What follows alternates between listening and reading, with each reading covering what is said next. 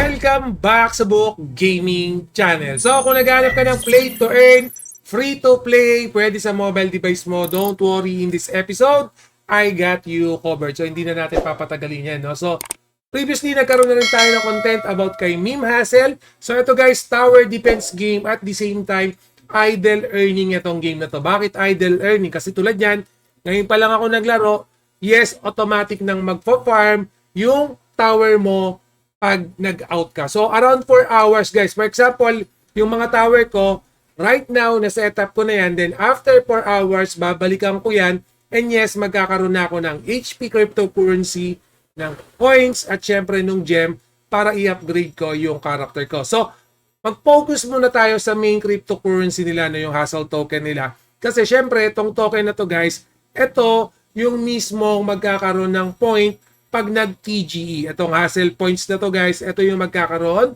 ng presyo pag nagka-TGE na. Okay, so pag pinansin nyo guys, ito na meron ako ditong 63 plus. Okay, so ibig sabihin, every hour, makakapag-farm ako ng 63 plus na Hassle point. No? So yun yung importante. So ang tanong Book Gaming, paano ka magpo-farm ng 63 plus na crypto token? So, may dalawa tayong step na pwedeng gawin. Unang-una, itong mismong mga tower nyo, pataasin nyo lang yung level. So, ito yung tinatawag natin na node farming. Habang tumataas yung level ng mga tower nyo, okay, nadadagdagan yung per hour points nyo. So, ibig sabihin, yung level, yung hash rate, nung tower defense nyo, nung mga character nyo, nakaka-apekto yan para sa hourly farm nung mismong HP token. So, yun yung number 1. Yung number 2 naman, ito yung importante rin. Itong gallery, guys.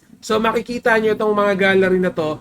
Bumibili ako niyan gamit yung gem. Yung gem naman na to, makukuha mo naman dyan by just simply farming, no? So, ito makikita nyo, pag in-upgrade ko pa daw to, magkakaroon ako ng plus 0.5 na token per hour. Okay? 0.5. So, makikita nyo, itong peg ko, nadadagdagan ako ng 4 token per hour. So, nadadagdagan ako ng token per hour. So, pag in-upgrade ko yan, madadagdagan pa yan ng plus 0.5. In my end, 4 minutes yung hihintayin ko. So, basically guys, dapat i-upgrade nyo to. So, makikita nyo rito, may mga nakalak pa. Yung mga nakalak yan, kasi hindi ko pa nakukumpleto yung requirement. Ano ba yung requirement ng mga nakalak niyan? Kailangan daw yung blackout na portrait ko, mapa-level 8 ko na. Yung blackout naman, nasa na ba yan? Ito. So, ito, pag napa-level 8 ko na yan, which is level 2 pa lang right now, ma-open ko na tong PIP na poster or na portrait. No? So, kailangan i-upgrade ko yan. So, for example, i-upgrade ko to. Yan. So, ito guys, importanteng i-upgrade nyo yan para madagdagan yung Harley nyo dito sa Meme Hassle. Okay, yun yung pangalawang ways para madagdagan yung mga kinikita natin, yung mga fina-farm natin. So, una, yung mga tower natin, i-upgrade natin. For example, ito, pwede ko nang upgrade to para maging level 13. Itong level 13 ko, pwede ko nang upgrade yan para maging level 14. Okay? So, itong mga level 9 ko, pwede ko nang upgrade yan. So, i-merge nyo lang naman. Yan. Ay, sorry, may dumating na yan. So, i-merge nyo lang yan and make sure na i-open up nyo lahat ng mga slot dyan. Baka sa inyo, bago pa lang kayo, itong part na to, medyo sarado pa yan. So, ito ang ginagamit ko lagi, itong duck. 5 lang yan. Okay, 5 gem lang yung gagamitin ko. 6 egg na yung babato sa akin yan.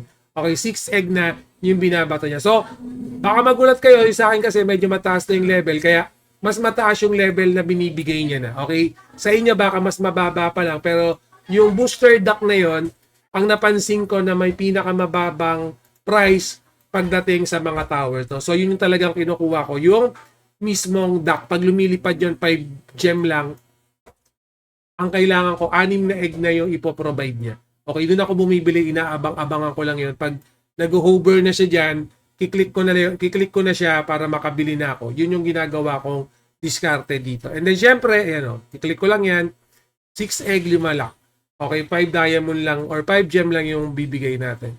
Yan, kas merge. Again, pag mini-merge nyo yan guys, tumataas yung hash rate nyo tsaka yung gallery. Again, if not, wave 5 lang to. Wait lang. Ayusin ko lang to. Yan.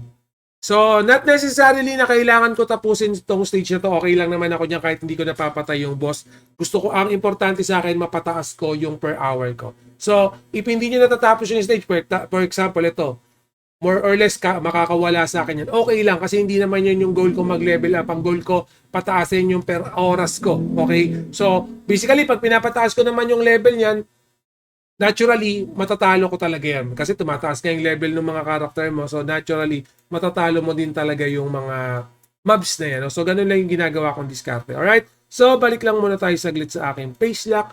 So, again, yung link ni Meme Hassle, ilalagay ko sa description later on para ma-double, triple check nyo. Again, guys, itong game na to, as mentioned kanina, free to play yan, play to airdrop, and syempre, once na nagka-TGE na, yes, magkakaroon na tayo ng earnings. So, habang bago pa lang, i-farm na natin, okay, habang bago pa lang, habang free to play pa lang, wala pang kailangan bilhin na NFT, okay, i-maximize na natin tong si Meme Hassle. Alright, so, magkakaroon tayo ng update dyan. And guys, anyway, always remember, Book Gaming loves you all. See you again in my next video. Salamat.